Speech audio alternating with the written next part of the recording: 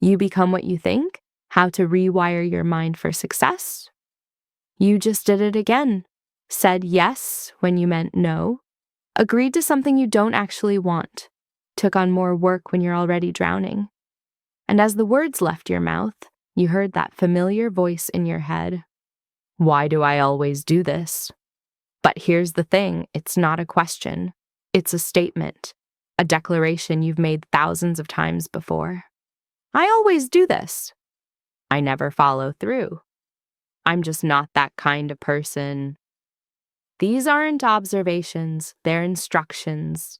Every time you think, I always, or I never, or I'm just not, you're programming your brain to make it true. You're sending a command to your subconscious. Make sure this pattern continues, and your brain obeys perfectly, automatically, every single time. Right now, you have thoughts running on repeat that you've thought so many times, they're no longer conscious choices. They're autopilot, default settings, the operating system running in the background of your mind. And that operating system is creating your reality. The thoughts you don't notice. Most of your thoughts aren't even thoughts anymore. They're reflexes. Something happens, and before you can consciously respond, your brain has already run the program. I'm not good enough for this. People like me don't succeed at things like that. I always mess up when it matters.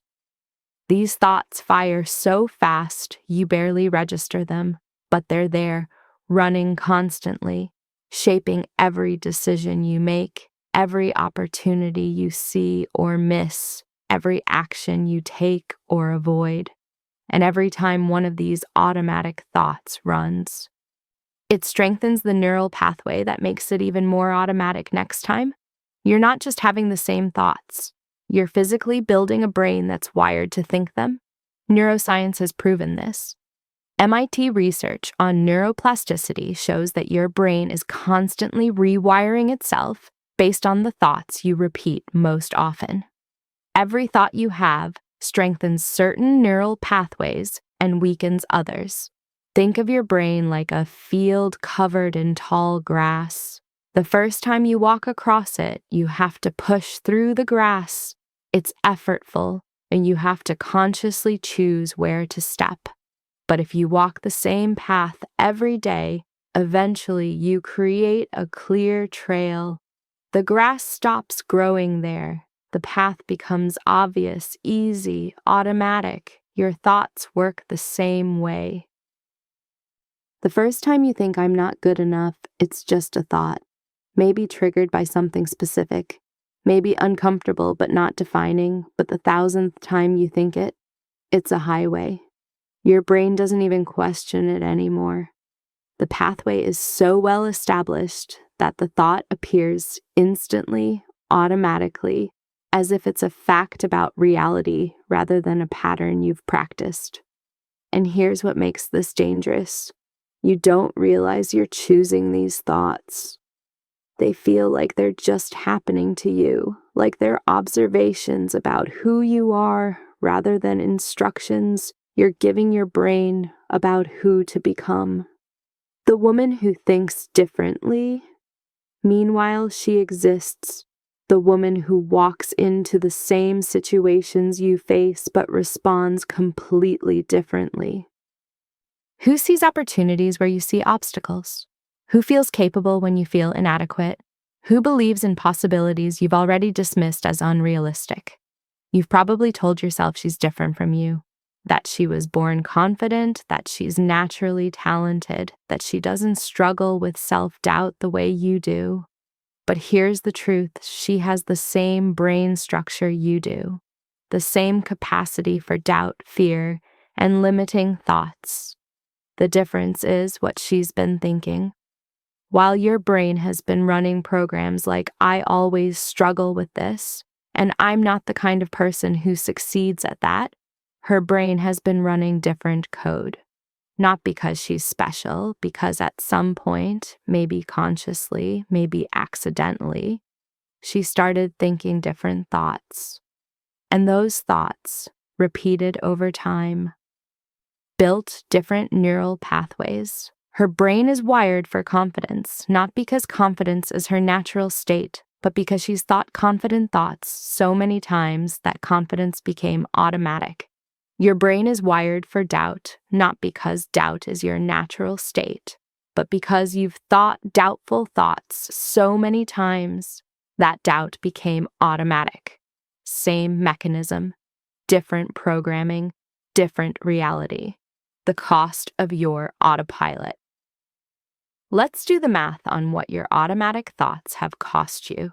If you've been thinking thoughts like, I'm not qualified for that, or I always fail when I try something new, for the past 5 years, you've thought those thoughts approximately 1,825 times, maybe more. That's 1,025 repetitions strengthening the neural pathways of limitation. 1,125 instances of your brain getting better at generating reasons why you can't, shouldn't, won't. Now think about what that's cost you. The job you didn't apply for because you knew you weren't qualified enough, even though you met most of the requirements. The relationship you didn't pursue because you believed someone that amazing couldn't possibly be interested in someone like you. The business you didn't start because your brain immediately generated 17 reasons why it would fail. The conversation you didn't have, the risk you didn't take, the dream you abandoned, all because your autopilot thoughts kicked in before you could consciously choose a different response. Your thoughts aren't just reflecting your limitations, they're creating them. And the cruelest part, most of these thoughts weren't even originally yours. The programming you inherited. You didn't wake up one day and decide, I think I'll believe I'm not good enough. These thoughts were installed, absorbed from your environment before you had the awareness to question them. Your parents' limitations became your inherited beliefs. Money doesn't grow on trees became neural pathways of scarcity in your brain. Don't get your hopes up became automatic thoughts that kill your dreams before they start. Your teacher's doubts became your internalized criticism. You're not a math person became a program that runs every time you face anything analytical. Your culture's conditioning became your invisible ceiling. People like us don't do things like that became the boundaries of what you allow yourself to imagine. And you've been running these programs on autopilot ever since. Not because they're true, because they're familiar, because your brain, trying to be efficient, turned them into automatic patterns. But here's what changes everything. You can rewrite the code. The science of rewiring Dr. Jill Bolt Taylor, Harvard neuroscientist, discovered something that transforms how we understand thoughts and emotions. An emotion, left alone, lasts exactly 90 seconds in your body. 90 seconds. That surge of inadequacy when you're faced with a challenge, that's 90 seconds of biological response. The wave of self-doubt when you consider a bold move, 90 seconds. But here's what extends it. Your thoughts. When you think about the emotion, tell yourself stories about what it means, replay scenarios in your mind. You restart the 90-second cycle. You keep it alive. You can turn 90 seconds of discomfort into hours, days, years of suffering, simply by thinking the same thoughts on repeat. And those repeated thoughts aren't just prolonging emotions. They're physically restructuring your brain. Stanford research shows that it takes approximately 66 days of consistent new thought patterns to rewire a neural pathway. 66 days of consciously choosing different thoughts, and your brain literally restructures itself to make those new thoughts automatic. The autopilot program you've been running for years The highway of "I always mess this up" or "I'm not that kind of person" can be overwritten, but only if you consciously choose different thoughts and repeat them with the same consistency you've been using to reinforce the old ones. This isn't about positive thinking or pretending everything's fine when it's not. This is about understanding how your brain actually works and using that knowledge to systematically reprogram your mental operating system. The promise.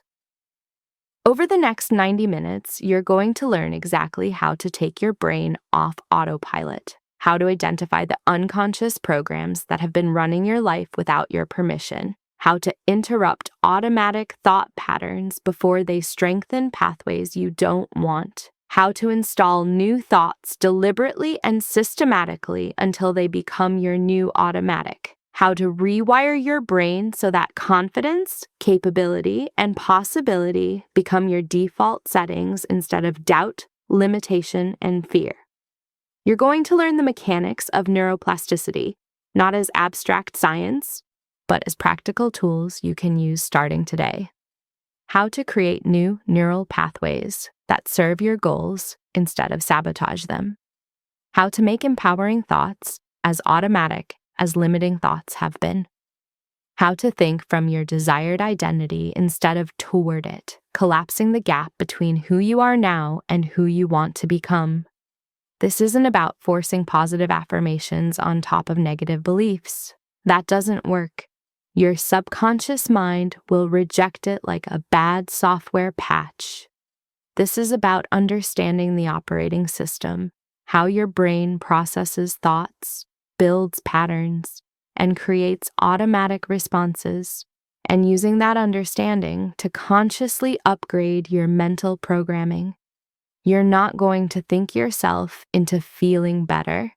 You're going to think yourself into a different brain. A brain wired for possibility instead of limitation, for confidence instead of doubt, for action instead of paralysis. And that new brain will create a new reality, not because of magic or manifestation, but because of biology. Because you become what you think, not eventually, not symbolically, literally, physically, neurologically. Your thoughts today are building the brain you'll have tomorrow. The neural pathways you're strengthening right now, consciously or unconsciously, are determining who you'll be next month, next year, for the rest of your life. The question isn't whether your thoughts are shaping your reality. They are. The only question is, are you going to keep running the same autopilot programs that created your current limitations? Or are you going to consciously install new programming that creates the life you actually want? You have a choice. Right now, this moment, the same brain that's been wired to say yes when you mean no can be rewired to honor your boundaries automatically. The same mind that's been programmed to think I'm not good enough can be reprogrammed to think I'm exactly who I need to be, until it feels as true as the old thought ever did.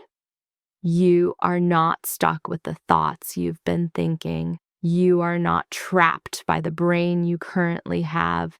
You are not condemned to keep running the same programs, making the same choices, living the same patterns.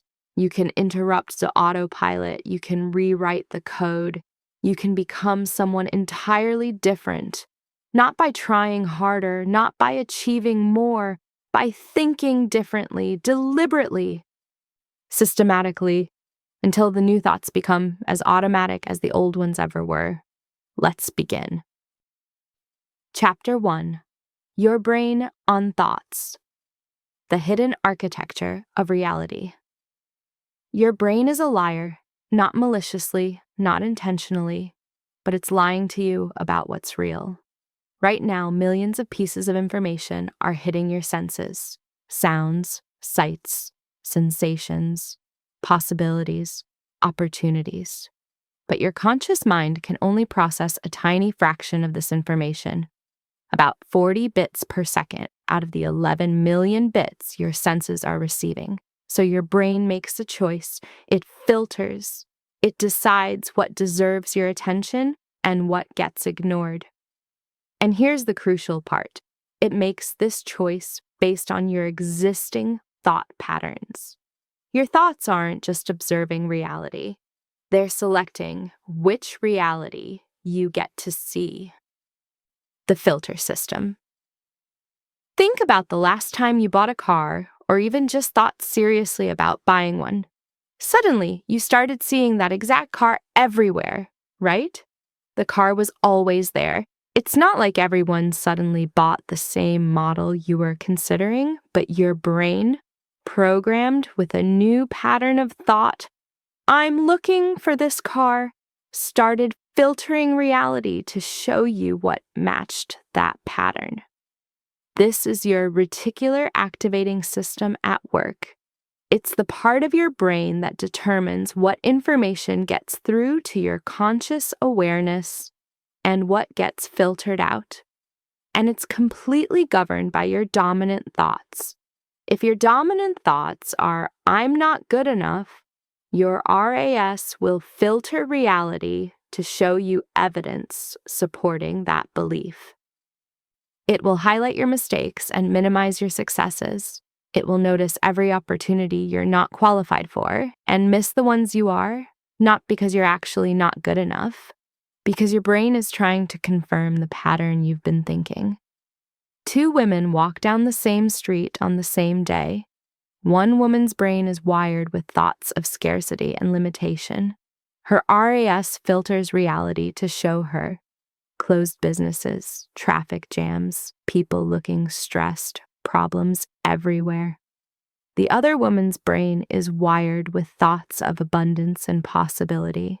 Her RAS filters the exact same street to show her new businesses opening, interesting people, potential opportunities, solutions waiting to be discovered. Same street, same reality, completely different experiences. This is why two people can go through the same event and come away with completely different stories about what happened. They're not lying. They're not even seeing things differently. They're literally seeing different things because their brains are filtering the same reality through different thought patterns. Neuroplasticity. Explained for decades, scientists believed the brain was fixed, that after a certain age, your neural structure was set and significant change was impossible. They were wrong. In the 1960s, researchers discovered something revolutionary: neuroplasticity, the brain's ability to reorganize itself by forming new neural connections throughout life. Your brain isn't hardware, it's software that rewrites itself based on how you use it. Every thought you think creates an electrical pattern in your brain. When you think the same thought repeatedly, you strengthen the neural pathway associated with that thought. The neurons that fire together wire together. It's like this. Imagine your brain is covered in snow. The first time you think a thought, it's like taking the first step through fresh snow. It takes effort. The path isn't clear. But if you walk the same path every day, you create a packed trail. Eventually, that trail becomes so established that it's the easiest, most obvious route. Your feet naturally follow it without conscious thought. Your thoughts work exactly the same way. The first time you think, I'm not confident in social situations, it's just a thought, maybe triggered by one awkward interaction. But the 100th time you think it, it's a neural superhighway. Your brain doesn't even question it anymore. The pathway is so well established that the thought appears instantly, automatically, whenever a social situation arises. And here's what most people don't understand. This process never stops. Your brain is rewiring itself right now, in this moment, based on the thoughts you're thinking. It will continue rewiring itself every day for the rest of your life. The only question is, are you directing this process consciously, or is it happening by default? The automatic programs. Dr. Jill Bolta Taylor, a Harvard-trained neuroscientist, had a stroke that shut down the left hemisphere of her brain. During her recovery, she discovered something profound about how thoughts work. She found that an emotion, left alone without the stories and thoughts we attach to it, lasts exactly 90 seconds in the body. 90 seconds. That surge of anger, that wave of fear, that spike of inadequacy, if you don't feed it with thoughts, it naturally dissipates in a minute and a half. But most people don't leave emotions alone. They think about them. They tell stories about what the emotion means. They replay scenarios. They ruminate. And every time they do, they restart the 90-second cycle. You can keep an emotion alive for hours, days, years, simply by thinking the same thoughts about it over and over again. But it gets worse. Those repeated thoughts don't just extend the emotion, they create automatic programs. Your brain is designed for efficiency. It doesn't want to waste energy on conscious thought for every situation, so it creates shortcuts. Automatic responses based on your most repeated thought patterns. Most of your reactions to life aren't conscious choices. They're programs running automatically based on thoughts you've repeated so many times, they became hardwired. Someone criticizes you, and before you can consciously respond, your brain has already run the program. They think I'm not good enough. They're right. I should have done better. The defensive feeling, the sinking sensation, the urge to explain yourself, all automatic, all based on a program installed by repeated thoughts. You didn't choose this response in the moment. Your brain retrieved it from the library of automatic programs you've built through repetition. And here's the critical realization. You didn't consciously choose to install most of these programs in the first place. Your thoughts are physical. This isn't metaphor. This isn't spiritual. This is biology. When you think a thought, neurons fire in a specific pattern. If you think that thought again, the same neurons fire in the same pattern. Each repetition makes the connection between those neurons stronger. Stanford neuroscience researchers have measured this. They can literally watch neural pathways strengthen with repeated thoughts. They've also proven something incredible. It takes approximately 66 days of consistent new thought patterns to rewire an established neural pathway. 66 days of consciously choosing a different thought, and your brain restructures itself to make that new thought automatic. This means the thought, I'm not confident, that feels so true and automatic right now, it's only true and automatic because you've practiced it, and it can be replaced with, I am confident through the exact same mechanism, repetition over time. Your current thought patterns aren't fixed aspects of your personality, they're habits. And like any habit, they can be changed. But most people never change them because they don't realize they're changeable. They mistake automatic thoughts for truth. They confuse neural patterns for identity. This is just how I am, they say, and their brain, obedient as always, makes sure it stays true. The compound effect. Here's where it gets really powerful or really dangerous depending on what you're thinking. Thoughts compound. A single negative thought might not seem like a big deal. I'm not good at this feels like a harmless observation. But think that thought every day for a year and you've reinforced that neural pathway 365 times. Your brain has gotten 365 practice sessions at generating reasons why you're not good at it. Your RAS has filtered reality 365 times to show you evidence confirming that belief. After a year, I'm not good at this isn't just a thought anymore. It's a neural superhighway, an automatic program, a filter on reality, a self-fulfilling prophecy. And the effect compounds exponentially, not linearly. The difference between thinking I'm capable once and thinking it 365 times isn't just 365 times stronger. It's the difference between a single footprint in snow and a paved road, between a passing thought and an identity. This is why small changes in thinking create massive changes in life, not immediately, but inevitably. One woman thinks, I'm getting better at this every time she faces a challenge. Another thinks, I always struggle with this. After a year, they don't just have different thoughts, they have different brains, different neural structures, different automatic programs, different filters on reality, and therefore completely different lives. The bottom line: your thoughts aren't just mental events floating through your consciousness. They're physical forces reshaping your brain. Every thought you think is either strengthening pathways you want or pathways you don't want. There's no neutral ground. Your brain is always rewiring based on what you're thinking most often.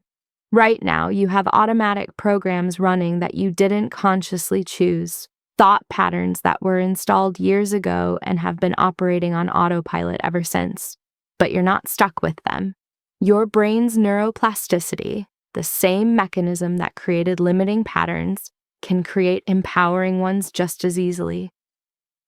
The same process that made negative thoughts automatic can make positive thoughts automatic. You just have to understand how it works and use it deliberately instead of letting it run by default. The thoughts you're thinking right now are building the brain you'll have tomorrow. The neural pathways you're strengthening in this moment are determining who you'll be next month, next year, for the rest of your life. You are becoming what you think, not someday, right now, literally, physically, neurologically. The only question is, what are you becoming? Chapter 2: The Programming You Inherited. Unconscious Mental Software.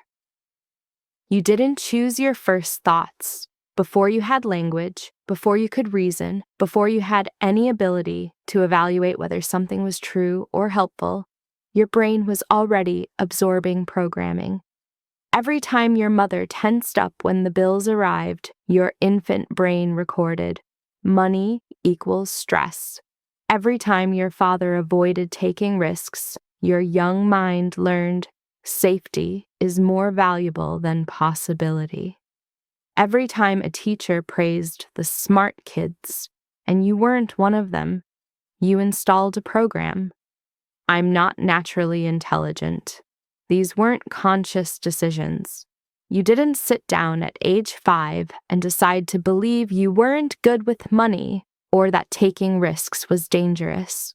These beliefs were absorbed through observation, repetition, and emotional intensity before you had the cognitive ability to question them. And they're still running, right now, automatically, without your permission. The invisible programs. Your mind is like a computer that came pre-installed with software you never chose. Some of this software serves you well. The program that makes you cautious around fire probably saved your life.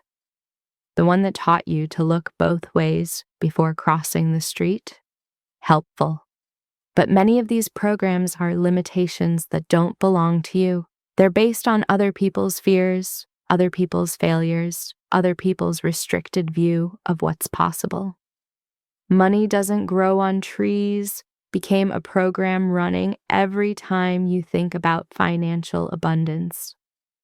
Don't get your hopes up became code that kills your dreams before they start.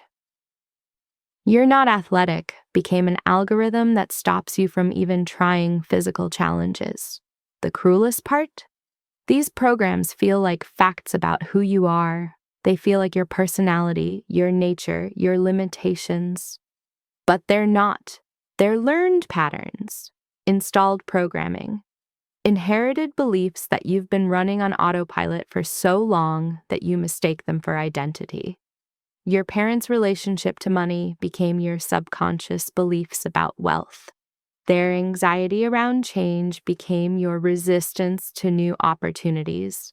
Their people-pleasing became your inability to set boundaries, not because you chose these patterns, because you absorbed them before you knew there was anything to choose. Where the programs came from. Think about the messages you heard growing up, not just the words, but the energy behind them.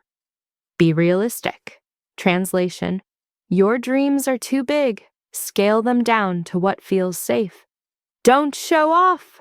Translation: success makes others uncomfortable, so stay small to keep the peace. Who do you think you are? Translation: confidence is arrogance. Questioning yourself is humility. These messages didn't just pass through your awareness. They became neural pathways, automatic programs that run whenever similar situations arise. You're not being realistic when you dismiss an ambitious goal. You're running a program installed by someone who was afraid of disappointment. You're not being humble when you downplay your achievements. You're executing code written by people who were uncomfortable with success. You're not just being yourself when you hold back. You're following a script you learned before you could read. But it wasn't just direct messages. The strongest programming came from what you observed. If you watched your mother apologize constantly, you learned. Taking up space requires an apology. If you saw your father work himself to exhaustion for approval that never came, you learned. Worth must be earned through suffering. If you witnessed adults panicking about money, you learned. Scarcity is the natural state of the world. These observations became assumptions. Assumptions became beliefs. Beliefs became programs. Programs became automatic. Automatic became who you are. Except they're not who you are. They're who you were taught to be. Identifying inherited beliefs. Here's how you know a thought isn't originally yours. It feels absolutely true, but you can't remember choosing to believe it. I'm not good at public speaking feels like a fact. But when did you decide that? What evidence led you to that conclusion? Or did you just accept it after one awkward presentation in school and a teacher's disappointed face? I'm terrible with money feels undeniable. But is it actually true? Or did you just absorb your parents' financial stress and make it your identity? I'm not the kind of person who feels like self-knowledge. But who told you what kind of person you are? And why did you believe them? Most of your deepest beliefs about yourself came from 3 sources: what people told you, what you observed, and conclusions you drew from limited childhood experiences. A parent said, "You're so shy," when you were 4, and 30 years later, you're still running that program. A teacher said, "You're not a math person," in 3rd grade, and you still believe you can't handle numbers. A friend group excluded you once, and you decided, "I'm not the type people naturally like." These weren't facts, they were interpretations, moments in time, limited perspectives.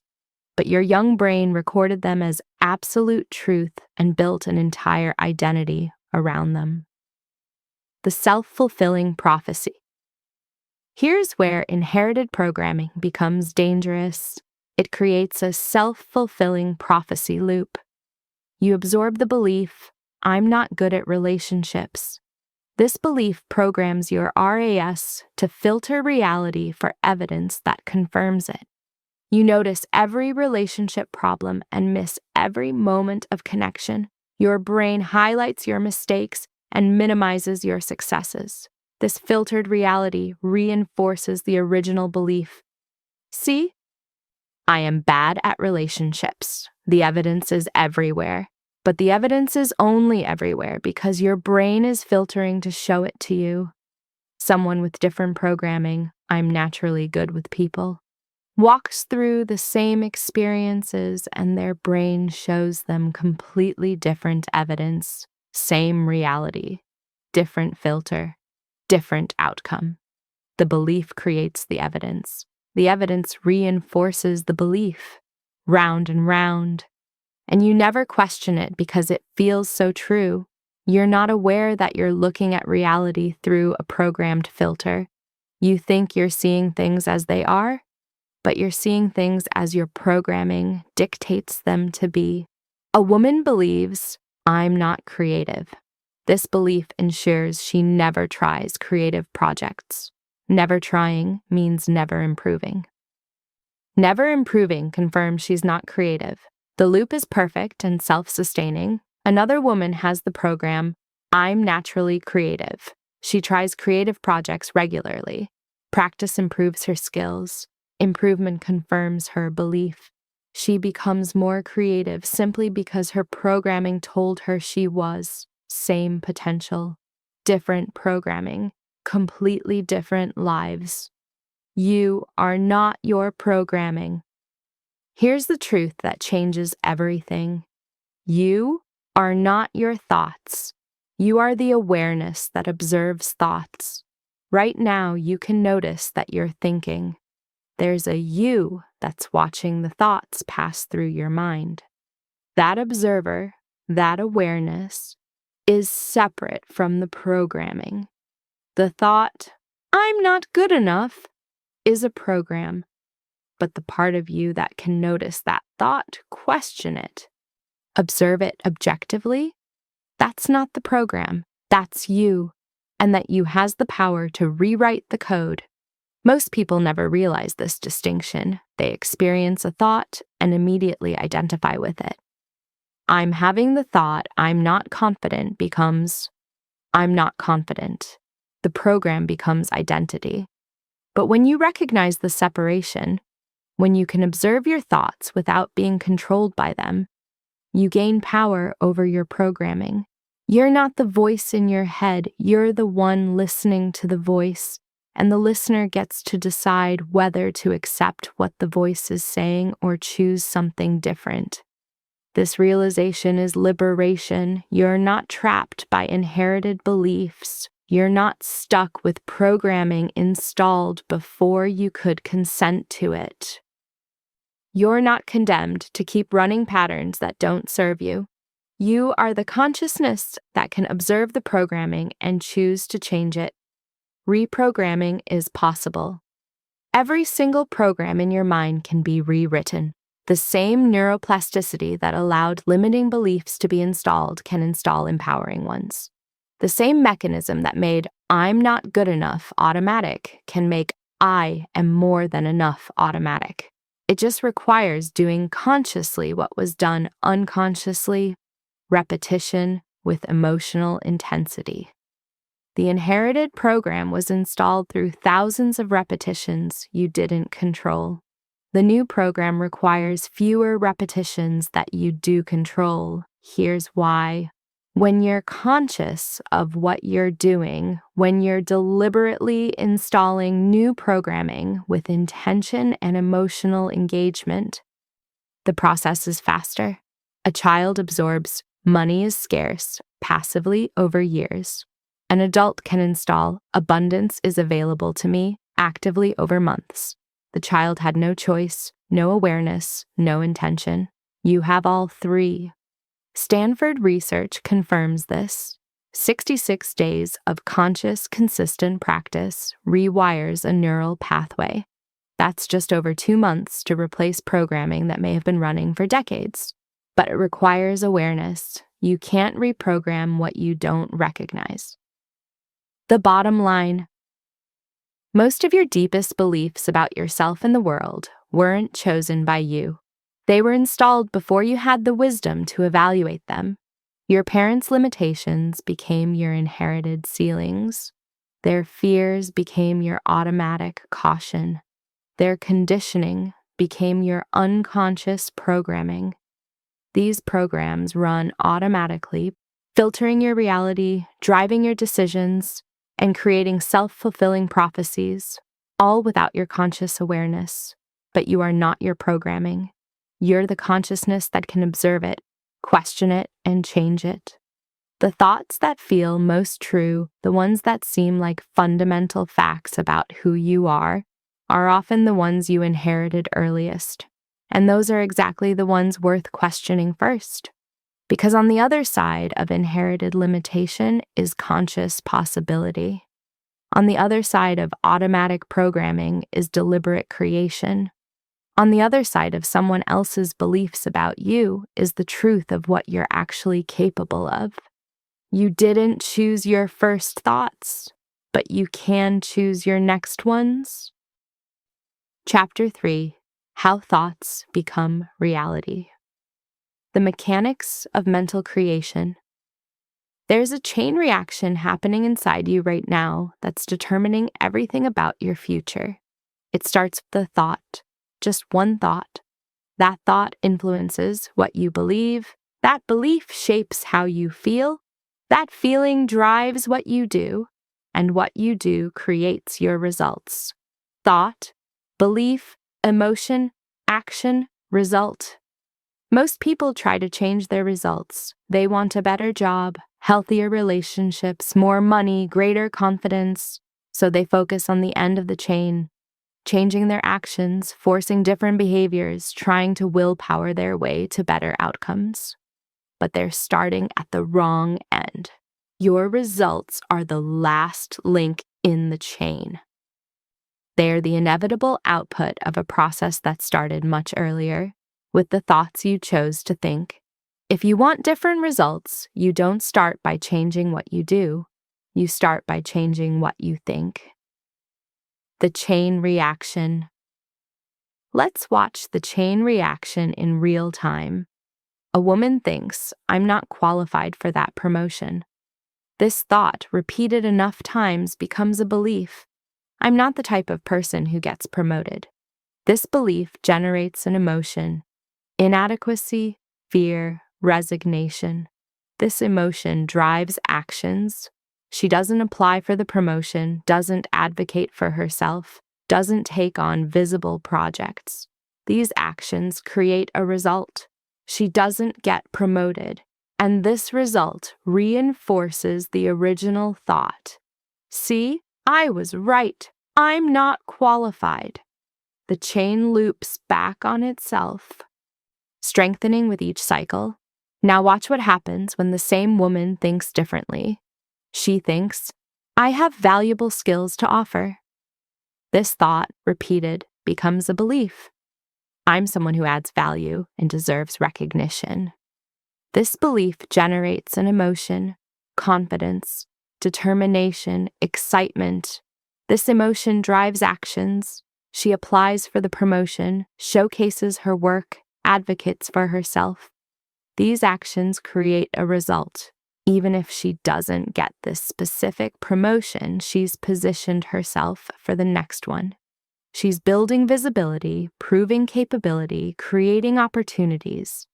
And this result reinforces the thought: "I do have valuable skills. People notice my contributions." Same woman, same job, same opportunities, different thought, different chain reaction, different life. Your brain doesn't know the difference. Here's what makes this process incredibly powerful. Your brain cannot distinguish between a vividly imagined experience and a real one. When you mentally rehearse something, really visualize it with detail and emotion, the same neural pathways fire as if you were actually doing it. Athletes have known this for decades. Olympic competitors spend hours visualizing their performances, not just thinking about winning, but mentally experiencing every movement, every sensation, every moment of their routine. And their brains treat these visualizations as practice.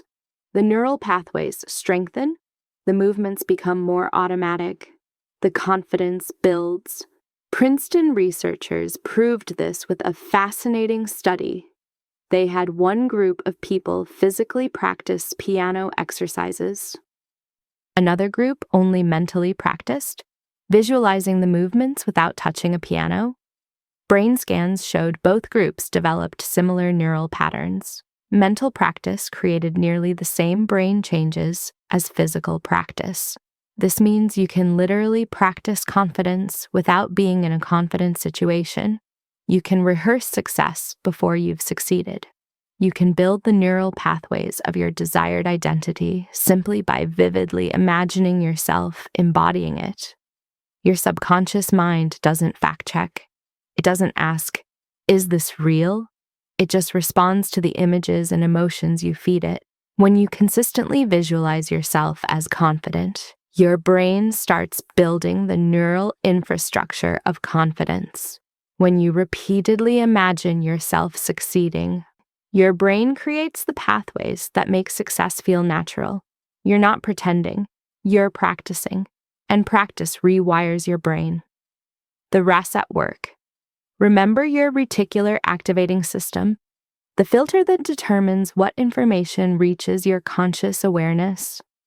Here's how it works in the thought-to-reality chain. Your dominant thoughts program your RAS to filter reality in specific ways. Think, I never have enough money consistently, and your RAS will show you evidence of scarcity. You'll notice every expense, every bill, every financial struggle. You'll miss opportunities for income and overlook the abundance you do have. Think, money flows to me easily, consistently, and your RAS filters differently. You'll notice opportunities, spot potential income streams, recognize abundance when it appears. This isn't wishful thinking or positive delusion. It's how your brain works. The opportunities were always there. The abundance existed all along. But your RAS, programmed by your dominant thoughts, determines what you actually see. Two women walk into the same networking event. One thinks, nobody will want to talk to me. Her RAS filters the room to show her people in closed conversation circles, individuals who seem busy, moments of awkwardness. The other thinks, I'll find interesting people to connect with. Her RAS shows her open body language, available people, natural conversation opportunities. Same room, same people, different thoughts, different filtered realities, different outcomes. Your thoughts don't just change how you feel about reality. They literally change which reality you experience. The compound effect of thoughts. A single thought seems insignificant. I'm not creative is just a passing mental event. What harm could it do? But that thought, repeated daily for a year, becomes 365 reinforcements of a limiting belief. 365 times your brain practiced the neural pathway of I'm not creative. 365 times your RAS filtered reality to confirm it. 365 times you made decisions based on that belief. After a year, you haven't just thought a thought 365 times. You've built a neural superhighway. You've programmed an automatic filter. You've created a self-fulfilling identity. And the effect compounds exponentially. The first time you think, I'm not creative, and avoid a creative project, you miss one opportunity to develop creativity. The 10th time, you've missed 10 opportunities, and your brain has built stronger evidence that you're not creative. The 100th time, you've created an entire identity around not being creative, and your RS won't even show you creative opportunities anymore. The thought compounds into belief. Belief compounds into automatic filtering. Automatic filtering compounds into behavioral patterns. Behavioral patterns compound into results. Results compound into identity. One thought compounded over time doesn't just influence your life, it becomes your life. But the same mechanism works in reverse. One empowering thought compounded over time doesn't just improve your life, it transforms it. I'm learning to be more creative. Thought daily for a year means 365 practices of a growth pathway. 365 filtered realities showing you creative possibilities. 365 small actions building creative confidence. After a year, you don't just think you're creative. You've built the neural pathways of creativity. You've programmed your RAS to spot creative opportunities. You've taken hundreds of small actions that developed actual creative skills. Same mechanism, different input, completely different output. Consistency over intensity. Most people approach change with intensity. They think one powerful thought really hard and expect transformation.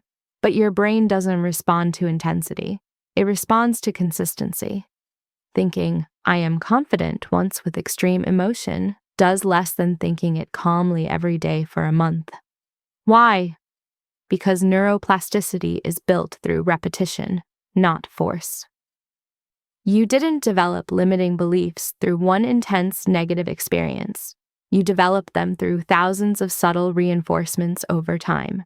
And you won't develop empowering beliefs through one intense positive thinking session. You'll develop them through thousands of subtle reinforcements, daily thoughts, consistent practice, regular mental rehearsal. This is actually good news. You don't need to have earth-shattering epiphanies or spiritual breakthroughs. You just need to choose slightly better thoughts consistently. One thought today, another tomorrow, another the next day. Small, consistent, repeated. That's how you rewire a brain. That's how you change a life. The bottom line: your thoughts aren't just mental events. They're the first link in a chain reaction that determines your entire reality. Thought creates belief. Belief creates emotion. Emotion drives action. Action produces results. Most people try to change their lives by changing their actions or their results, but those are the last links in the chain. They're effects, not causes. The cause is thought. Change your thoughts, and every link in the chain changes automatically. Your brain doesn't distinguish between vivid imagination and reality. Mental practice creates real neural changes. Visualization builds actual capabilities. Your RAS filters reality based on your dominant thoughts. Same situations, different thoughts, completely different experiences. And thoughts compound exponentially over time. Small thoughts repeated consistently create massive changes, for better or worse. The question isn't whether your thoughts are creating your reality. They are. Right now, automatically, inevitably. The question is, are you choosing your thoughts consciously, or are you letting automatic programming choose them for you? Every thought you think is the beginning of a chain reaction. Make sure you're starting chains you actually want to follow. Chapter 4: Rewire your mental operating system. Installing new software. Your mind is running on outdated software. The operating system was installed when you were young, before you had any say in what programs got loaded, before you could evaluate whether they served you, before you understood that software could be changed. And most people never upgrade it. They're running version 1.0, installed at age 7, trying to navigate a life that requires version 10.0. The programs crash, the system freezes. Nothing works the way it should. But instead of upgrading the software, they keep trying to force the old operating system to do things it was never designed to handle. It's time for an upgrade. Your current OS. Right now, your mental operating system is running automatic programs installed years ago. When someone criticizes you, a program launches, defend yourself. They think you're not good enough. Prove them wrong. When you face a challenge, code executes. This is too hard for you. Remember all the times you failed before. Better to avoid it. When an opportunity appears, software runs. You're not qualified. Who do you think you are? People like you don't get chances like this. These aren't conscious choices. They're automatic responses running from old programming. And the worst part, the programs are so familiar that you think they're you. You mistake the software for your identity. This is just how I am, you say. I'm naturally defensive. I'm not good with challenges. I'm not the type who takes big risks. But that's not you. That's version 1.0 talking. Old code, outdated programming, software you didn't choose and can absolutely change. The reprogramming process. Upgrading your mental operating system isn't complicated, it's just unfamiliar. There are 4 steps: awareness, interruption, replacement, repetition. First, you need awareness of what programs are currently running. Most of your automatic thoughts happen so fast you don't notice them. They execute in the background while your conscious mind is focused elsewhere. Start paying attention. When you feel a strong emotion, pause and ask, what thought just ran? What automatic program triggered this feeling? When you avoid something, notice, what did I just tell myself about this situation? When you react in a familiar pattern, catch it. What old program just executed? You can't change what you don't notice. Awareness is the first step. Second, you need interruption. When you catch an old program running, you have to stop it before it completes its cycle. The moment you notice, I'm not good enough, starting to run, interrupt it, out loud if possible. Stop. That's old programming, not running that anymore. This sounds simple, but it's powerful. You're literally interrupting the neural pathway mid-execution. You're teaching your brain that this program is no longer in operation. Third, you need replacement. You can't just delete old code and leave empty space. Your brain will fill it with whatever's familiar, usually the old program again. You need to install new code immediately. Replace I'm not good enough with I'm exactly what this situation needs. Replace this is too hard with I'm capable of learning what I need to know. Replace I always fail with I'm learning and improving. The replacement doesn't have to feel true yet. It just has to be better than the old program. Your brain doesn't know the difference between a thought you believe and a thought you're practicing. It just responds to repetition. Fourth, you need repetition. One installation isn't enough. You have to run the new program consistently until it becomes as automatic as the old one was. Every time the situation arises, run the new program. Every time the old thought tries to execute, interrupt, and replace. Every single time. Stanford research shows it takes 66 days of consistent practice to rewire a neural pathway. That's 66 times of catching the old program and running the new one instead. It will feel forced at first. The old pathway is established. The new one is just beginning to form. But with each repetition, the old pathway weakens and the new one strengthens. After 66 days, the new program starts to feel natural. After 6 months, it's automatic. After a year, you'll barely remember thinking the old way. Mental rehearsal technique. Here's how to accelerate the reprogramming. Don't just replace thoughts in real time. Practice the new programming when nothing's happening. Spend 10 minutes every morning mentally rehearsing your new operating system. Visualize a situation that typically triggers old programming, but instead of running the old response, mentally practice the new one. See yourself facing criticism and responding with calm confidence instead of defensiveness. Imagine encountering a challenge and feeling excited instead of overwhelmed. Visualize an opportunity arising and immediately thinking, I'm ready for this, instead of, I'm not qualified. Make it vivid. Engage all your senses. Feel the emotions of the new response. See yourself succeeding with the new program running. Your brain treats this mental rehearsal as real practice. You're building the neural pathways of your new operating system without needing real-world situations to practice in. Athletes use this technique to perfect their performance. You can use it to perfect your thought patterns. 10 minutes a day of mental rehearsal can rewire your brain faster than months of random real-world practice. Because you're controlling the variables, you're practicing perfect execution every time, no interference from old patterns. Affirmations that actually work. Most people do affirmations wrong, which is why they don't work. They repeat, "I am confident," while feeling deeply unconfident. Their brain recognizes the mismatch and rejects the statement. Or they say affirmations mechanically without any emotional engagement. Just words repeated while thinking about their to-do list.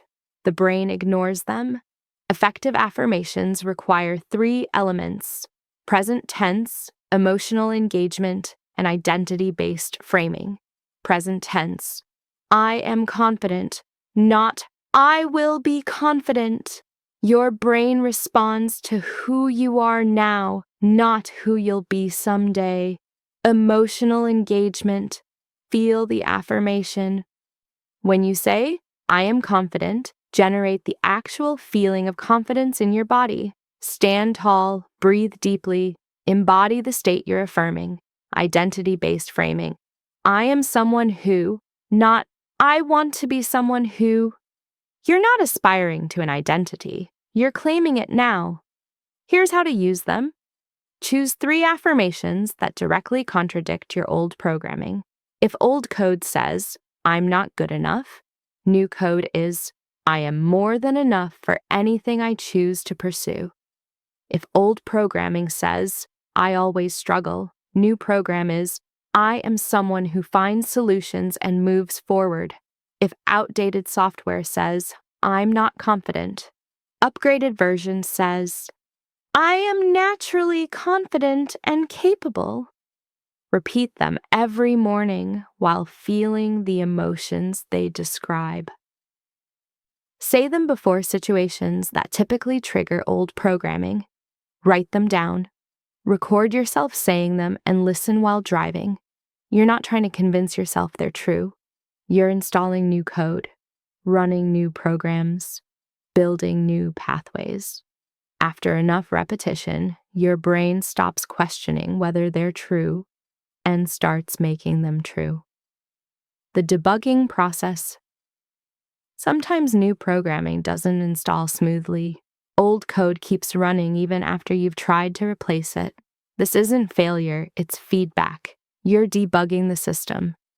When old programming persists, ask yourself, what's the payoff? What am I getting from running this old code? Often, limiting programs have hidden benefits. "I'm not confident" protects you from the risk of trying and failing. "I'm not good enough" gives you an excuse to stay comfortable. "I always struggle" means you never have to expect too much from yourself. Your brain won't let go of programming that's serving a purpose, even a dysfunctional one, until you address that purpose another way. If "I'm not confident" is protecting you from risk, install new code that reframes risk. "I'm someone who learns from every experience, successful or not." If "I'm not good enough" is providing an excuse, replace it with permission. "I'm allowed to try things I haven't mastered yet." If "I always struggle" is lowering expectations, upgrade to "I'm capable of more than I've demonstrated so far." Address the underlying need and the old program loses its grip. The bottom line. Your mind is running on software installed years ago. Most of it is outdated, buggy, and counterproductive, but you're not stuck with it. You can upgrade your mental operating system at any time. The process is simple. Awareness, notice what's running. Interruption, stop the old program. Replacement, install new code. Repetition, practice until automatic. Accelerate the process with mental rehearsal. 10 minutes daily of visualizing yourself running new programming perfectly. Use affirmations correctly. Present tense, emotionally engaged, identity-based, not to convince yourself of truth, but to install new patterns through repetition. And when old programs persist, debug the system. Ask what purpose they're serving and address that need with better code. Stanford proved it takes 66 days to rewire a neural pathway. That's just over 2 months to replace programming that's been running for decades. Your old operating system isn't who you are, it's just software you've been running, and software can always be upgraded. Time to install version 2.0. Chapter 5. Building Your New Identity. Thinking from versus thinking toward, most people spend their lives trying to become someone. They set goals. They work toward achievements. They tell themselves, when I accomplish this, then I'll be that kind of person. When I get the promotion, then I'll be confident. When I lose the weight, then I'll feel attractive. When I make more money, then I'll be successful. They're thinking toward an identity, waiting for external validation to grant them permission to become, but it doesn't work that way. You don't become confident by achieving things. You achieve things by becoming confident first. The identity shift has to come before the external change, not after. This is the secret. Think from your desired identity, not toward it. Identity is created, not discovered. You've been taught that identity is something you discover, that through life experience and self-reflection, you'll eventually figure out who you really are. But that's not how it works. Identity isn't something you find. It's something you create, consciously, deliberately, through the thoughts you choose to think and the actions you choose to take. Right now, you have an identity, a story about who you are. I'm the kind of person who, followed by whatever beliefs you hold about yourself. But where did this identity come from? You created it. Through repeated thoughts and consistent behaviors, you built a self-concept that now feels like truth. The shy person wasn't born shy. They thought shy thoughts repeatedly until shyness became their identity. The confident person wasn't born confident. They practiced confidence until it became automatic. Same mechanism, different input, different identity. And the beautiful part? You can create any identity you want right now, not by achieving something first, by deciding who you are and thinking from that decision. The shift. From versus toward. Here's the difference that changes everything. Thinking toward, I want to be confident. When I get better at my job, then I'll feel confident. Thinking from, I am confident. What would a confident person do in this situation? Thinking toward, I wish I were the kind of person who takes risks. Thinking from, I am someone who takes calculated risks. What risk should I take today? Thinking toward, someday I'll be successful. Thinking from, I am successful. I'm building on yesterday's success today. See the shift? Toward puts the identity in the future, conditional on circumstances changing. From claims the identity now and lets circumstances catch up.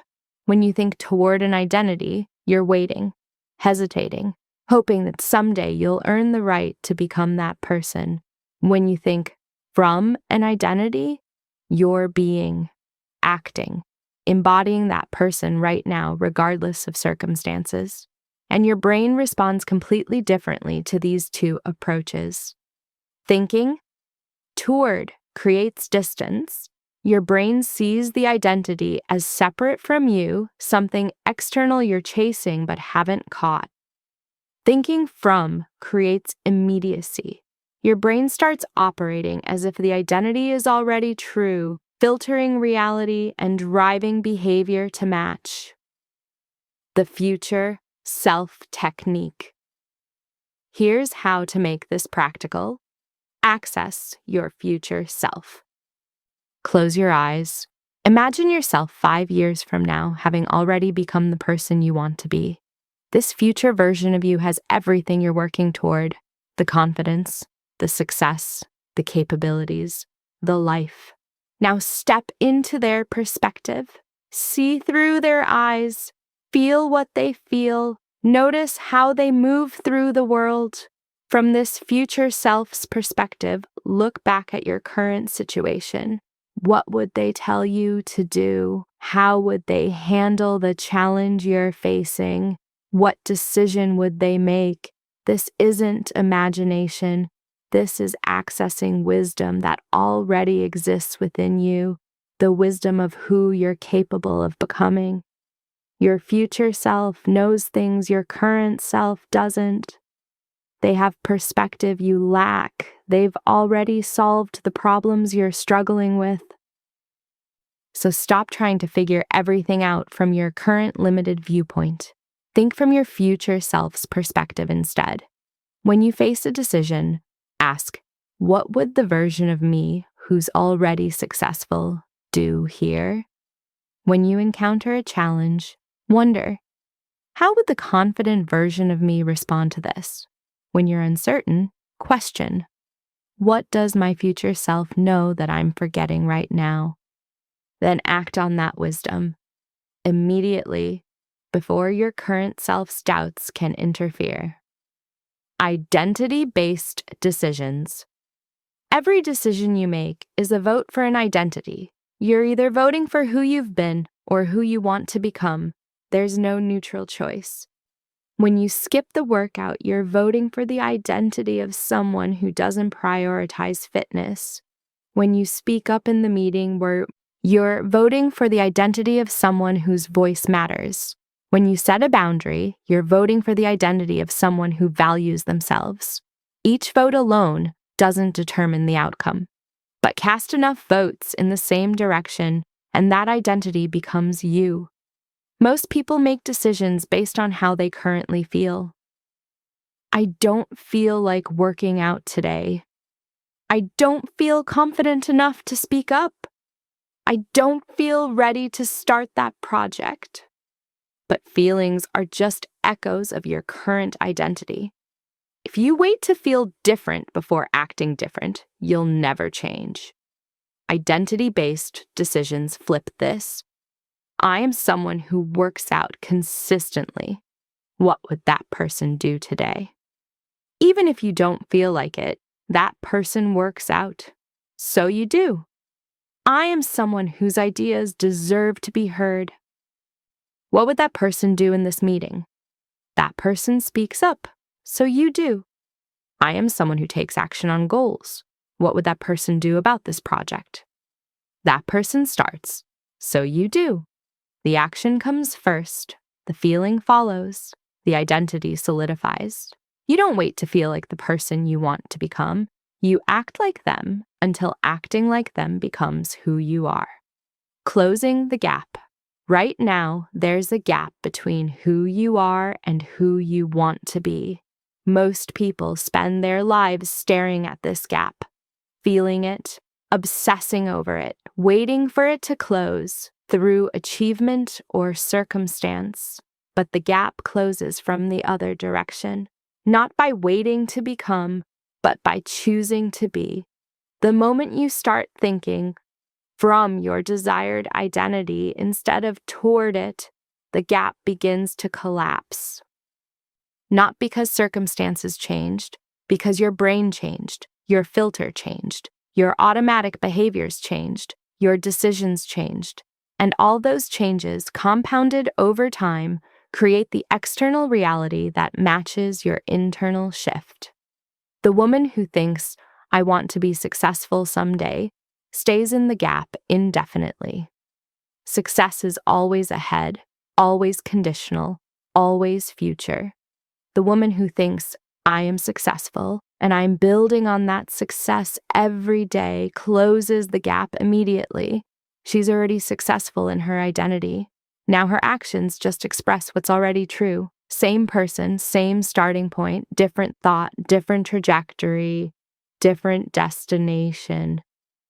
Be patient with the process.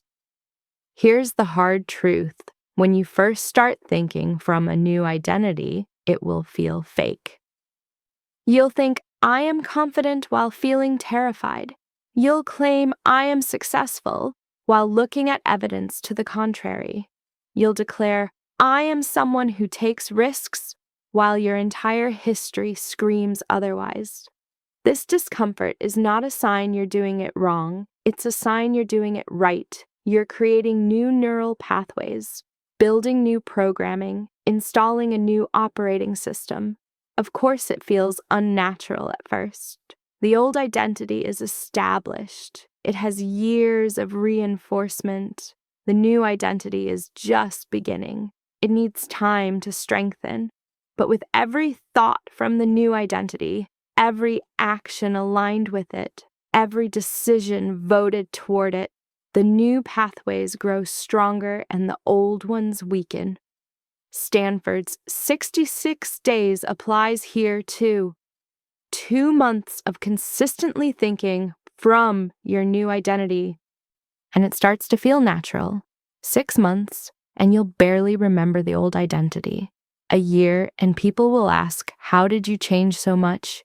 And you'll struggle to explain because from your perspective, you didn't change. You just became who you decided to be. The bottom line, identity isn't something you discover or earn. It's something you create through conscious choice. Stop thinking toward the person you want to become. Start thinking from that person right now. Access your future self's wisdom. Make identity-based decisions regardless of how you currently feel. Vote with every choice for who you're becoming, not who you've been. The gap between current you and desired you doesn't close through achievement. It closes through decision. The decision to think, act, and be as if the transformation is already complete. Your external reality will catch up. It always does, because you become what you think. And if you're thinking from your desired identity consistently enough, your brain has no choice but to make it true. Chapter 6. Breaking Free from Mental Prisons. Dissolving Limiting Beliefs. There's a prison holding you captive right now. It has no bars, no walls, no guards. Yet it's more restrictive than any physical jail. This prison is built entirely from thoughts, from beliefs you've held so long they feel like facts, from limitations you've repeated so often they seem like truth. And the most insidious part?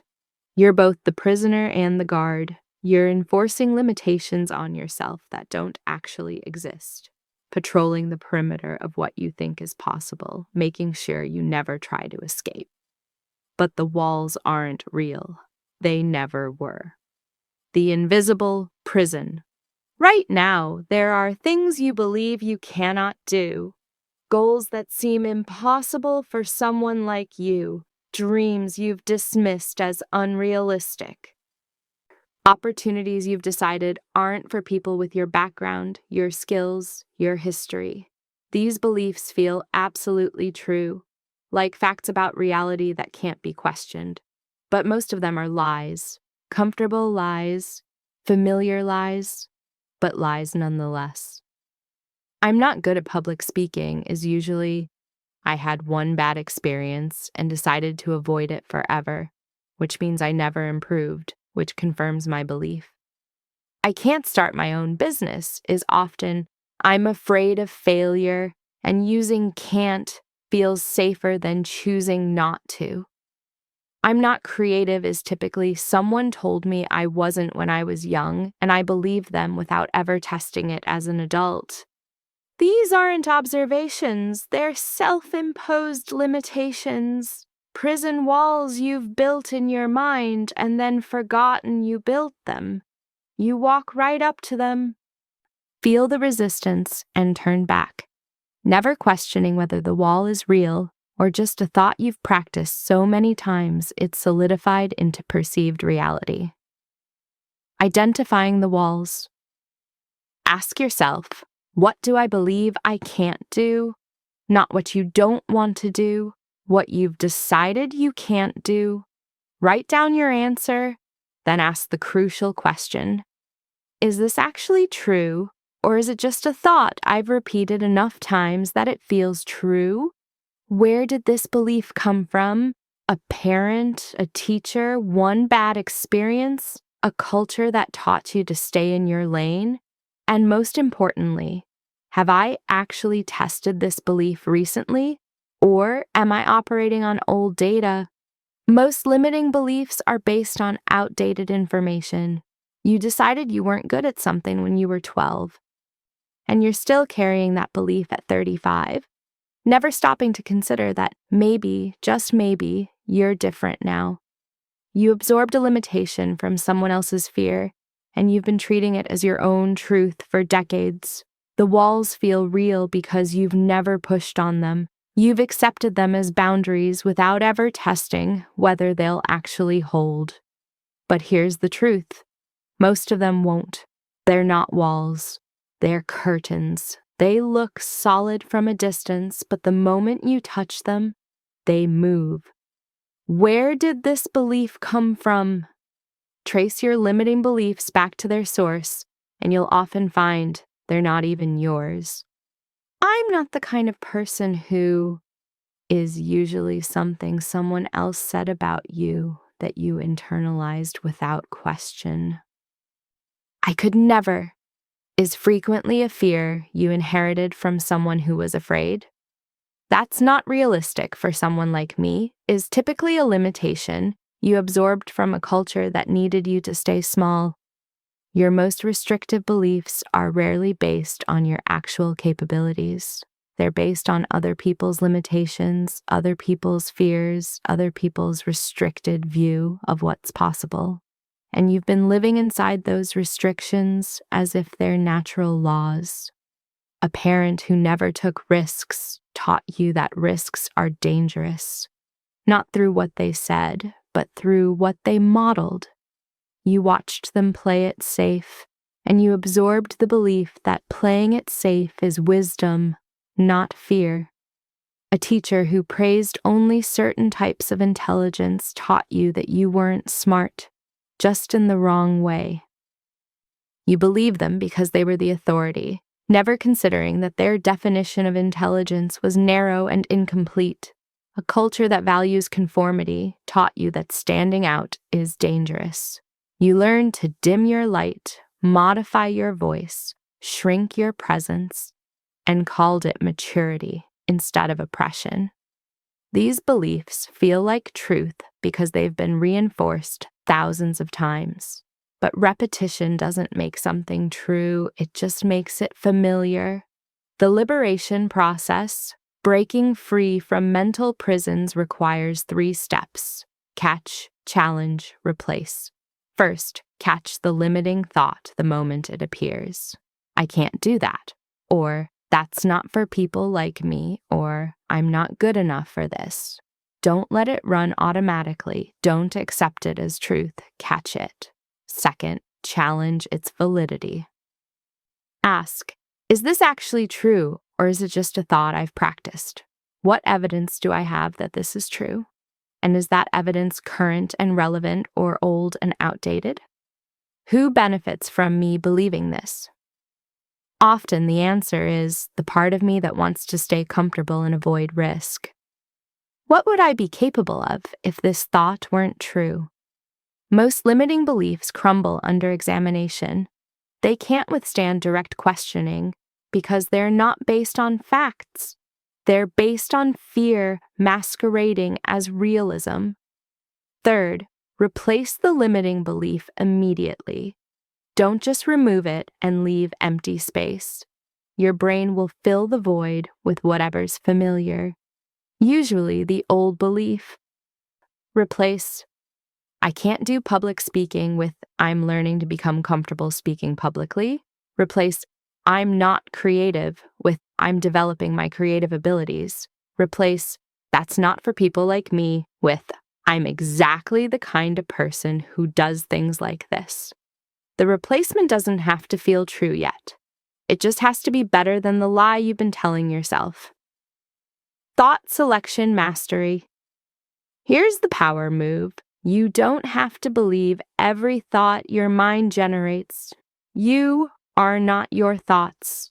You are the consciousness observing thoughts, and the observer gets to choose which thoughts to accept and which to reject. When a limiting thought appears, you have 3 options. 1, accept it automatically and let it run your behavior. This is what most people do.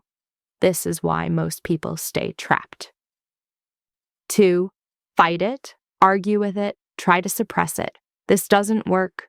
What you resist persists. Fighting thoughts makes them stronger. 3, observe it objectively and choose something better. Oh, there's that old thought again. Interesting. Not running that program anymore. Choosing this instead. This third option is thought selection mastery. You're not denying that the thought appeared. You're just refusing to let it drive your behavior. Thoughts are like suggestions, not commands. Your brain generates hundreds of suggestions every day. Most of them are garbage. You don't have to follow them. Maybe I should check social media is a thought. You don't have to obey it. I'm not good enough for this is a thought. You don't have to believe it. This is too hard is a thought. You don't have to let it stop you. You're the gatekeeper. You decide what gets through and what gets rejected. And every time you reject a limiting thought and choose an empowering one instead, you weaken the old neural pathway and strengthen the new one. Eventually, the limiting thoughts stop appearing, not because you fought them, but because you stopped feeding them attention. The bottom line. Most of your limitations don't exist outside your mind. They're thoughts you've practiced so many times they solidified into perceived reality. The prison is real in its effects. It genuinely restricts your life. But it's not real in its construction. It's made of beliefs, not bricks, and beliefs can be changed. Start by identifying the walls. What do you believe you can't do? Where did that belief come from? Is it actually true or just familiar? Then challenge it. Question its validity. Look for evidence that it's false instead of evidence that it's true. Finally, replace it immediately with a thought that serves you better. You are not the limiting thoughts your mind generates.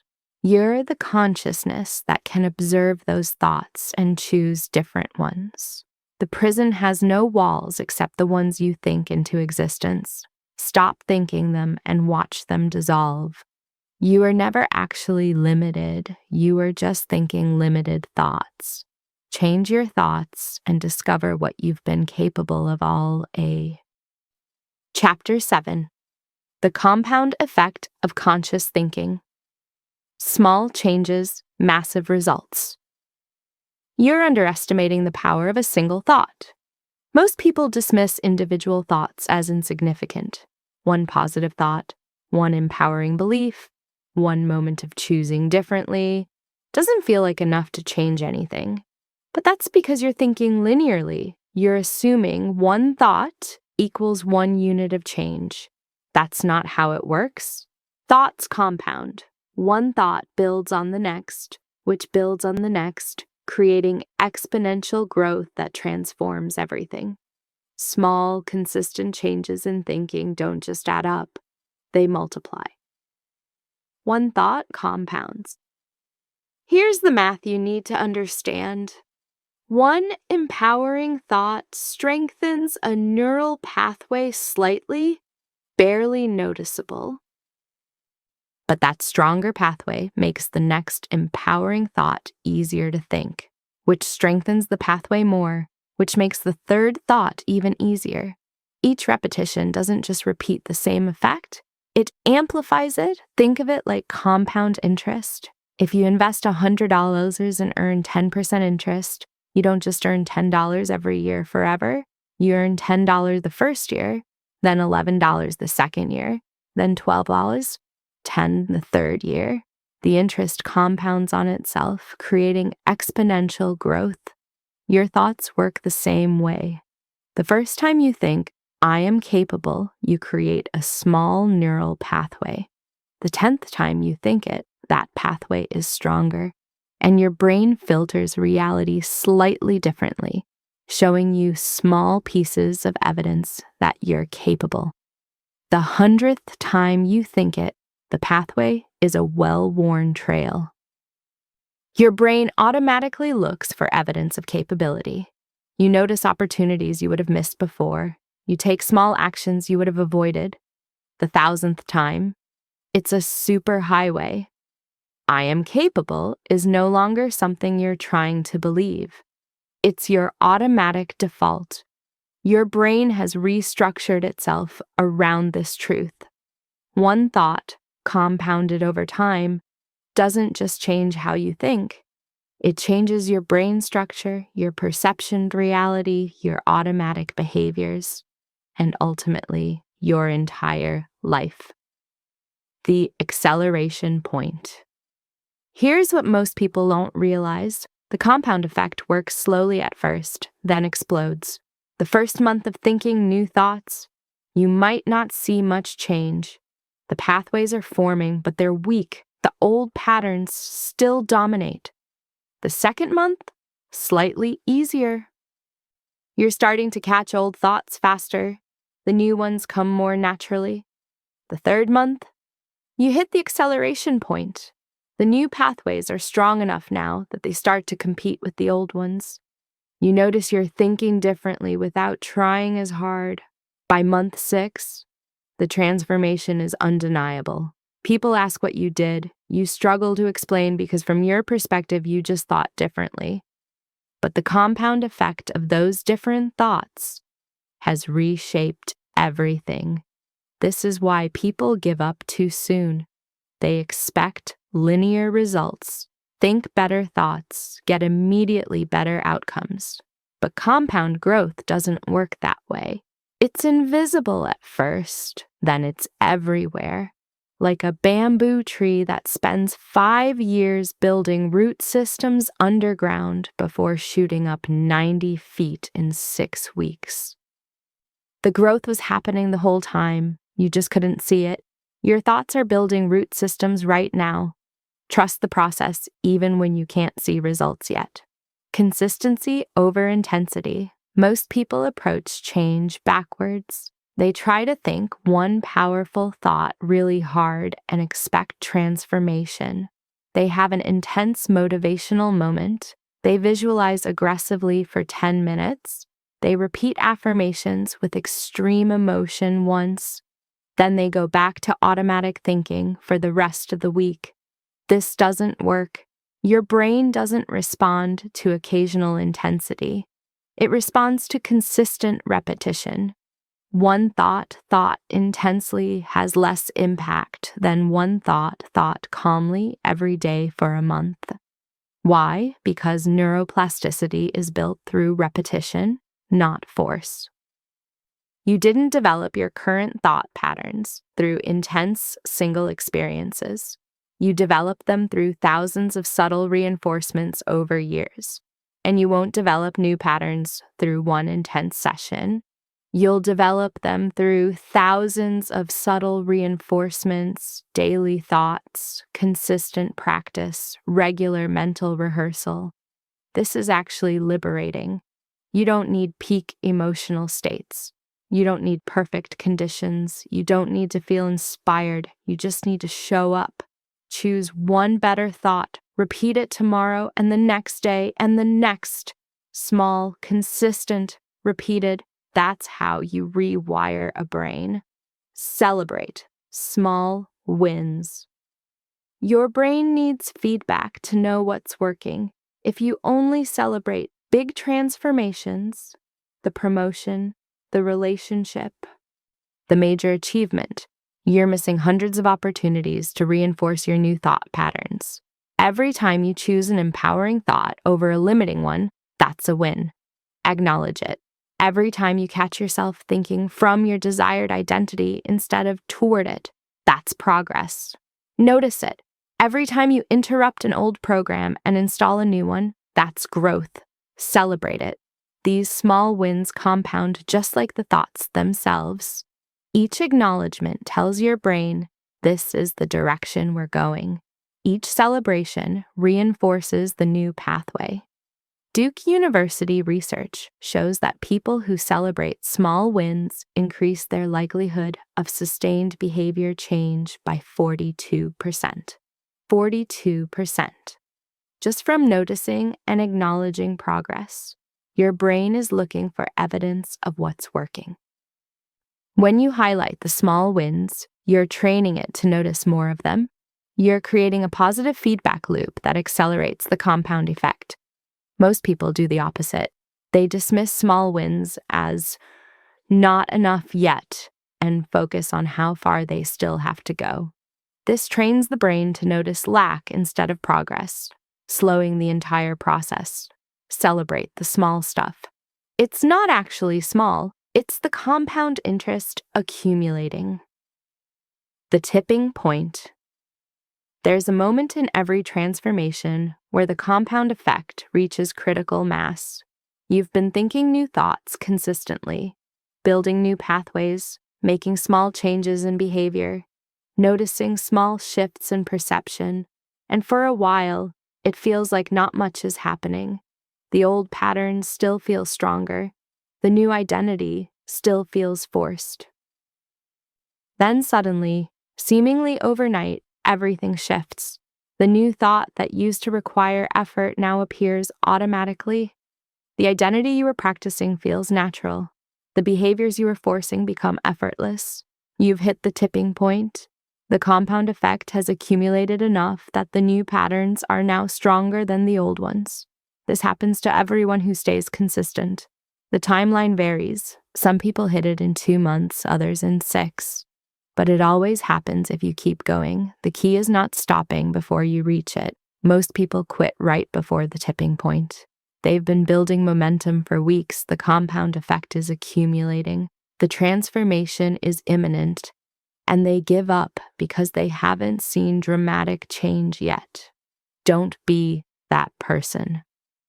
Trust the compound effect even when you can't see it working. Your consistent thoughts are building something. The results are coming. Keep going. The bottom line transformation isn't about massive overnight change. It's about small, consistent thought shifts that compound into extraordinary results.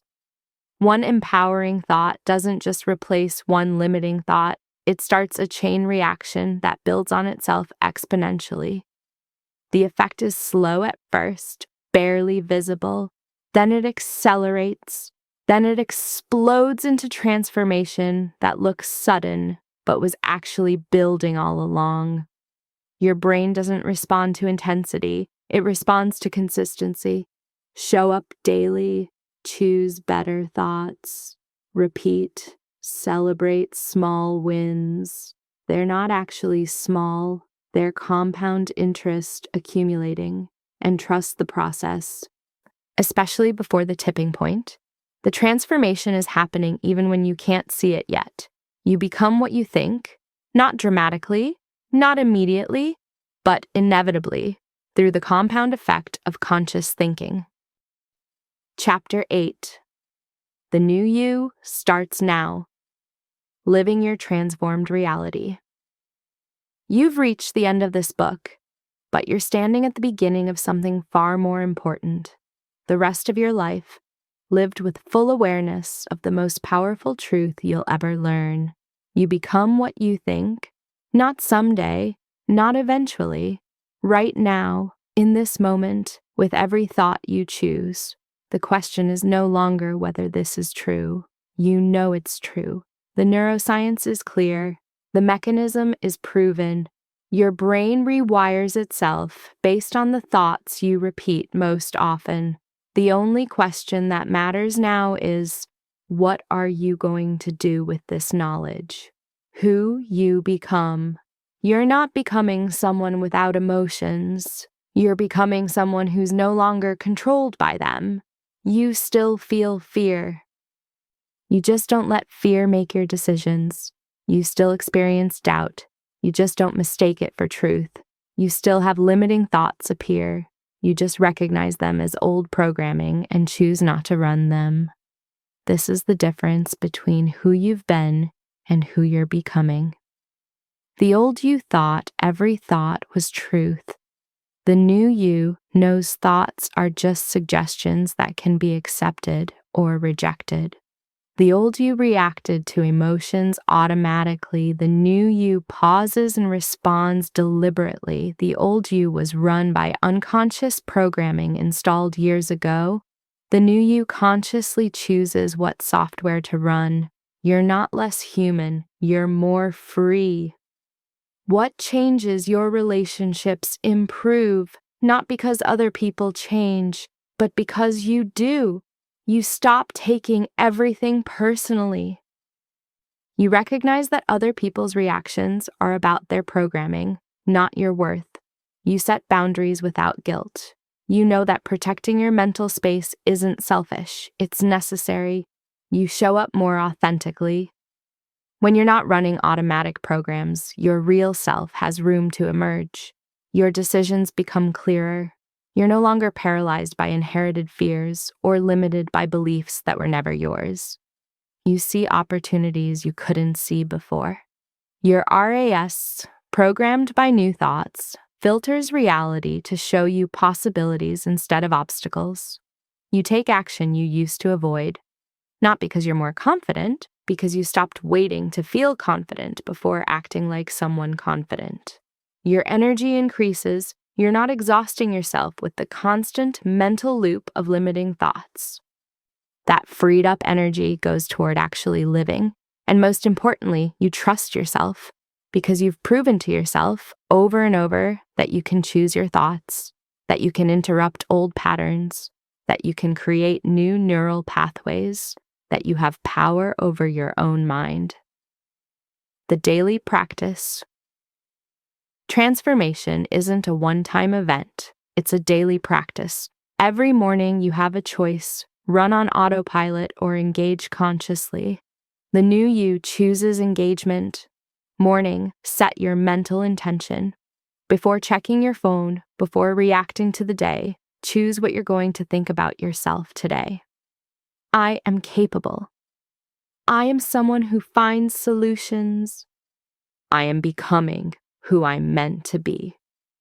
Throughout the day, catch and replace. Notice when old programming tries to run. Interrupt it. Replace it. Don't judge yourself for having the old thought. Just choose a new one. Evening, reflect and reprogram. Review your day. Where did you choose empowering thoughts? Celebrate that. Where did old patterns run? Notice without judgment. Plan the replacement for tomorrow. This isn't additional work. It's redirected attention. You're already thinking thousands of thoughts daily. You're just choosing them consciously instead of letting them run automatically. 10 minutes of deliberate practice daily compounds into complete mental transformation over months. From practice to identity, right now you're practicing new thoughts, consciously choosing, deliberately reprogramming. Week 1, it feels forced, unnatural, like you're pretending that's normal. You're building new neural pathways. Of course, they feel weak compared to the superhighways you've been traveling for years. Keep going. Week 4, it feels slightly easier. The new thoughts come faster. The old ones are still there, but you catch them quicker. Progress. Your brain is rewiring. The new pathways are strengthening. The old ones are starting to weaken from disuse. Keep going. Week 8. The new thoughts sometimes appear automatically. You notice you just responded differently to a situation without having to think about it. This is the compound effect accelerating. The tipping point is approaching. Keep going. Month 6. Someone asks when you became so confident. You struggle to answer because from your perspective, you just started thinking different thoughts. But those thoughts have compound into a completely different brain. which created a completely different reality. This isn't practice anymore. This is who you are. The thoughts you've been choosing have become automatic. The identity you've been practicing has become real. The neural pathways you've been building are now the dominant routes your brain travels. You're not trying to think better thoughts. Better thoughts are your default. You're not practicing confidence. You're confident. You're not becoming someone new. You've become them. Your new brain. Here's what's literally true. Your brain today is physically different from your brain 6 months ago. The neural pathways associated with limiting beliefs have weakened. They're still there. Neural pathways don't disappear completely, but they're overgrown trails now, rarely traveled, easy to avoid. The neural pathways associated with empowering beliefs have strengthened into highways. Your brain automatically routes to them. They're the path of least resistance now. Your RAS has been reprogrammed. It filters reality differently. Same world, but you see different things in it. Your automatic responses have changed. The programs that used to run without your permission now require conscious activation. And most of the time, you don't activate them. New programs run automatically instead. Empowering ones. Ones you chose and installed deliberately. This is what you become what you think means physically. Your repeated thoughts have literally restructured your brain. You're neurologically different, and that different brain is creating a different life. The choice is yours. Every moment of every day, you're at a fork in the road. One path, think automatically, run old programs, react from inherited beliefs, live on autopilot. The other path, think consciously, choose new thoughts, respond deliberately, live with awareness. You now know both paths exist. You understand the mechanism. You've learned the tools. The choice is entirely yours. No one can make you think empowering thoughts. No one can force you to interrupt old patterns. No one can choose your mental programming for you. This is simultaneously terrifying and liberating. Terrifying because you can't blame circumstances, other people, or bad luck anymore. If you're thinking limiting thoughts, that's a choice you're making. Liberating because you have complete control. Your transformation doesn't depend on anything outside you. Just your willingness to choose different thoughts consistently. Every thought is a vote. You're voting right now for who you'll be tomorrow. What are you voting for? The final truth. Remember the beginning of this book? You were having the same thought you'd had thousands of times before. I'm not good enough. Or some variation of it. That thought felt true, undeniable, like a fact about who you are, but it wasn't truth. It was just a thought you'd practiced so many times it became automatic.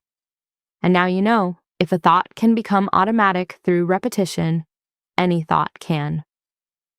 I'm not good enough became automatic. So can I am more than enough.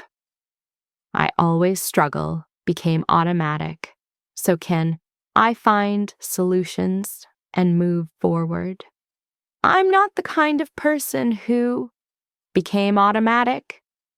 So can I am exactly the kind of person who you were never stuck. You were never limited. You were never inadequate. You were just thinking thoughts that made those things feel true. And you can think different thoughts. Starting right now, not tomorrow, not when you feel ready, not when circumstances change. Now. The next thought you choose is the first thought of your new mental programming, the first step on a new neural pathway, the first vote for who you're becoming. What will you think? Because I promise you this, whatever you think consistently, you will become completely. Your brain doesn't lie. It doesn't pretend. It simply responds to the instructions you give it through your repeated thoughts. Think limitation, become limited. Think possibility, become limitless. It's been true your whole life. The only difference is now you know it, and knowing it means you can use it. You become what you think. So think carefully, think consciously, think powerfully, because the thoughts you're thinking right now are building the brain you'll have tomorrow, and that brain will create the life you'll live next year, and the decade after that, and the rest of your existence. You're not reading the end of a book, you're living the beginning of your transformation. The new you doesn't start someday. The new you starts now. What are you going to think?